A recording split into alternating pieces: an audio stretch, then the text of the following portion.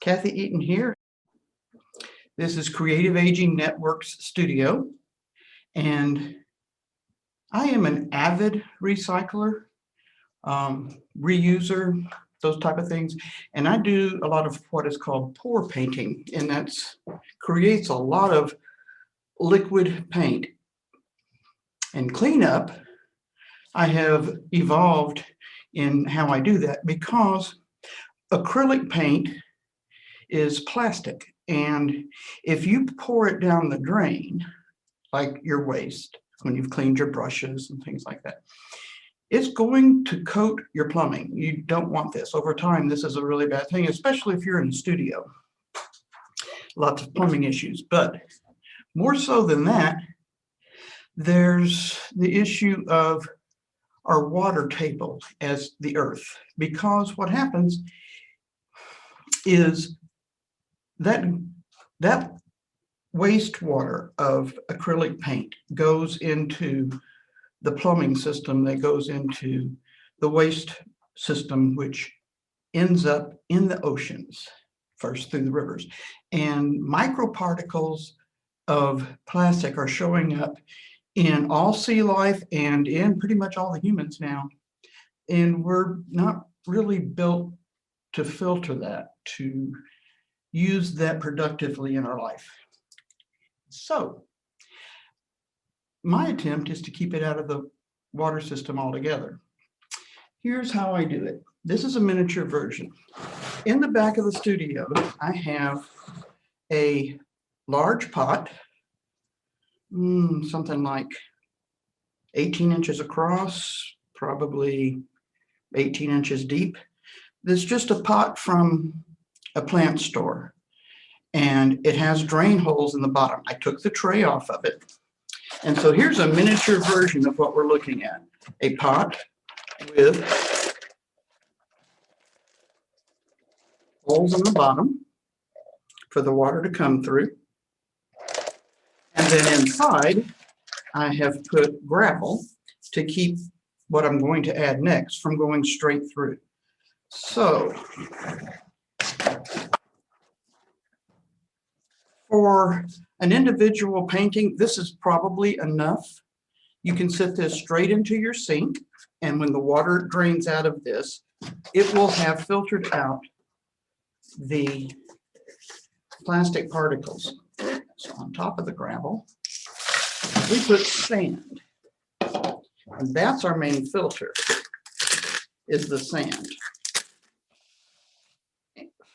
In our outside storage, I have a big container of sand. I didn't want to haul it in here, so I brought, these are really good containers for painting, for storage. So we've got the filtration system set up. Outside, I have the big pot sitting on 3 bricks so that it's elevated up above the ground. Then I can use that water that comes out of it. I can put a bucket under it and use it to water the plants. Now let's pretend this is paint water. We actually, amazingly enough, didn't have any dirty paint water in the studio right now. So all you do is pour all your paint water in there.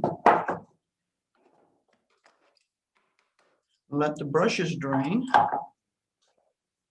And you see that the water's already gone through that sand, and it's coming out the bottom. Now it'll take a little while for it to completely drain through. So you might want to have something like I have here, where the pot, it doesn't go all the way and touch the bottom of this container, but it gives it a place to drain that water. Or you can, if you've got a sink, like a dedicated sink in your mudroom or that you're not using in your house, you can set it directly in the sink and let it drain through, because when it comes through here, you won't have the plastic. It'll get caught up in the sand.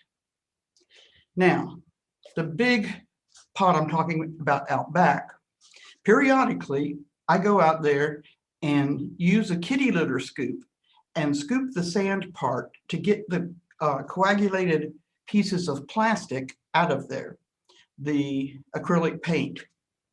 We can use that paint as a sculptural structure. You can squish it all together and mold it around pipes or pipe cleaners or wires and have that be the substrate for your sculpture. So what I do in actual life is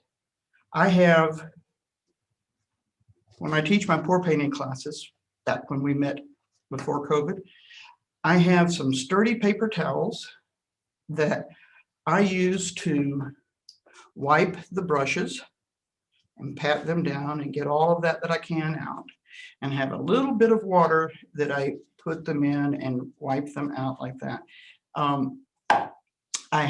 We use very little brushes in pour painting, but I also wipe out the cups. We do use quite a few of cups and reuse the cups. The paper towels, I then open out and let them dry. They're very sturdy and they dry with these beautiful colors. We don't have them right here. And I have a friend who's a fiber artist. I donate these to her. She uses them in her fiber work. She's variously cut them apart and woven them together. She's used them as patches on various fiber related art that she does. I also don't wash off my hands in the sink because there's acrylic paint going to be all over that. I use baby wipes and again, dry them out, use them for my fiber artist friend, and fingernail scrubbers. Most of my waste is reused and almost zero goes through my filter system now. Those who are doing different kinds than pour painting, however, the straight acrylic artists generate, that much water every time they paint a painting. And it's easy to pour it through the bucket and it keeps it out of the water system and it keeps it out of the sea turtles and all of the nice little fishes. And then eventually it keeps it out of us. So that's my recommendation. Hope you have a good day.